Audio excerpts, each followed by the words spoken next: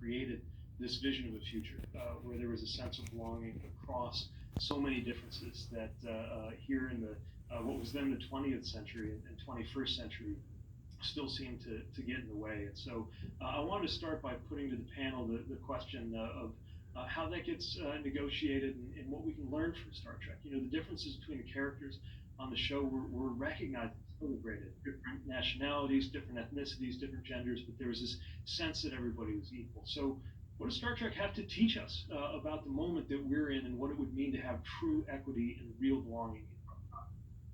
Well, I don't know if you remember early on in the original series, there was a moment where they first encounter the Romulans. They see the Romulans kind of look like Vulcans, and there's a helmsman or an ensign who gets a little squirrely about Spock being Vulcan and looking like the Romulan, and Kirk goes, there, that does not. I don't. I'm gonna botch the line, but this does not belong in the bridge. So right away, Star Trek was saying we will not tolerate any kind of ism of any sort. Mm-hmm. So that was set like over 50 years ago, and then of course it's continued to demonstrate that who you are in terms of your ethnicity or your gender or gender expression or species is nothing to do with anything other than that's just a factor of who you are. It has nothing to do with whether or not you can succeed.